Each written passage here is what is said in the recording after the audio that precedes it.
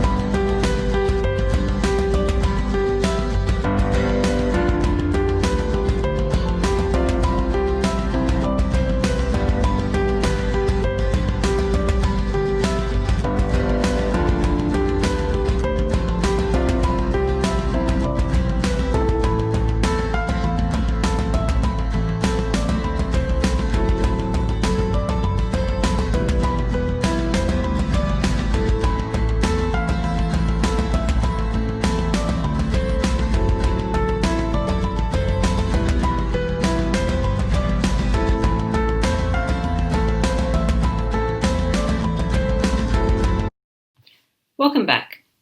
So let's put these principles of downstream, midstream, and upstream levels of intervention into practice. In your weekly PowerPoint notes is a worked example of what interventions may look like at each given level. This example aims to address the health issue of violence against women. Why is this an important issue? Well, in Australia, 41% of women have experienced violence since the age of 15. Violence against women is estimated to cost Australia $21.7 billion a year.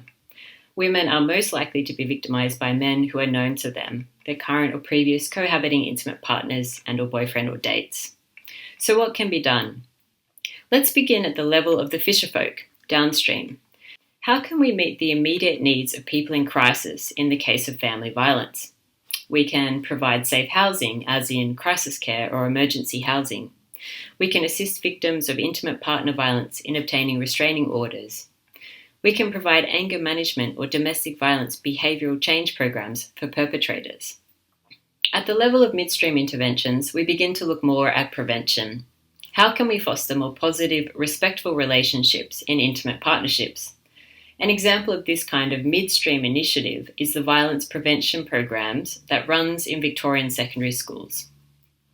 We could upskill community services, those services who are already in the community, perhaps providing allied health services or parallel services such as subsidised food schemes or needle exchange programs to build in risk assessment for intimate partner violence in their work.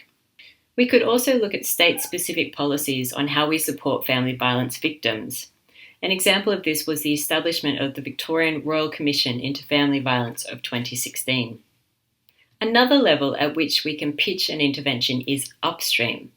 So what you see on screen are examples of ways in which we can seek to shift the balance of power between the binary categories of men and women.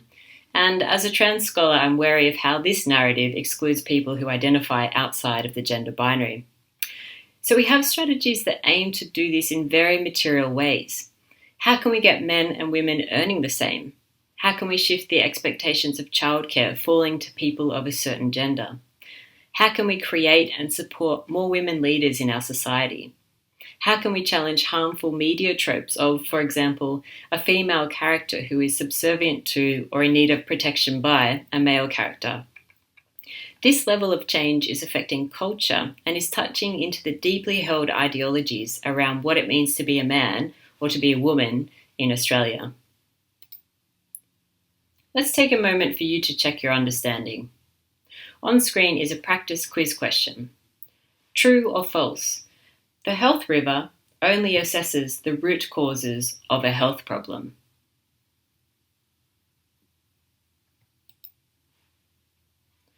To conclude this video, I'm going to hand it over to you.